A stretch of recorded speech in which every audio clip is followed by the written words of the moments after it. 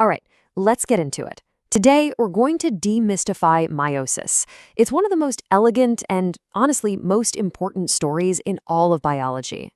This is the incredible process that literally fuels the diversity of life as we know it. So, it all kicks off with a really simple question, one I'm sure you've wondered about before. Why are you and your siblings so different from each other? I mean, you have the same parents, you come from the same gene pool, but you are completely uniquely you.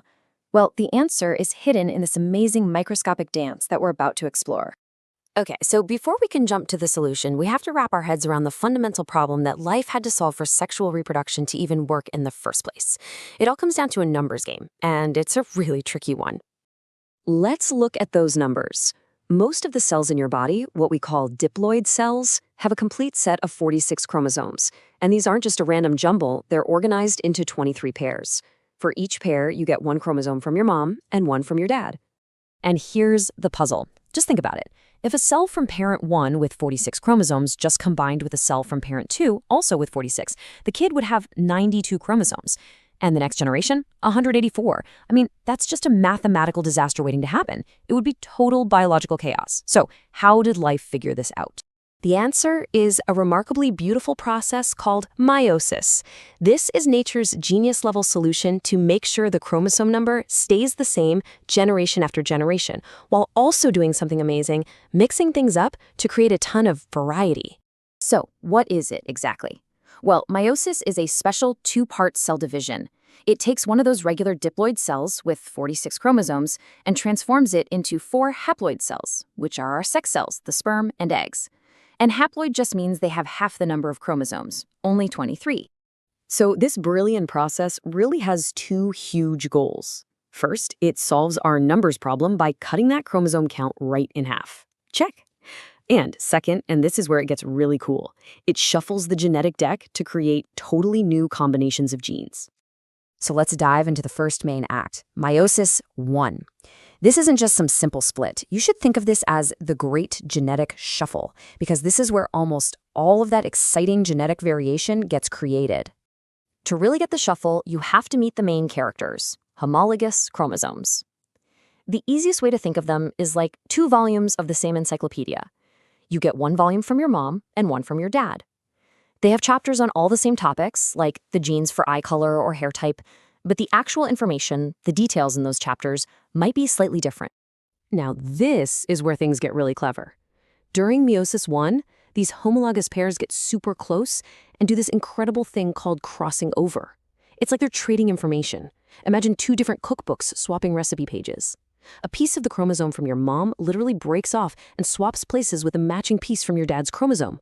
This creates completely new, remixed chromosomes that have never existed before.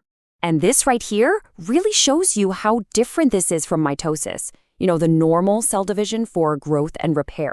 In mitosis, individual chromosomes just line up single file. But in meiosis I, the homologous pairs buddy up and line up together. And that pairing is what makes that amazing crossing over possible. So after they line up in the middle of the cell, these pairs get pulled apart, with 1 chromosome from each pair heading to opposite sides of the cell. The really crucial thing here is that the pairs are separating. The individual chromosomes, which are still made of 2 identical strands, are staying together for now. And with that single move, boom, we've done it.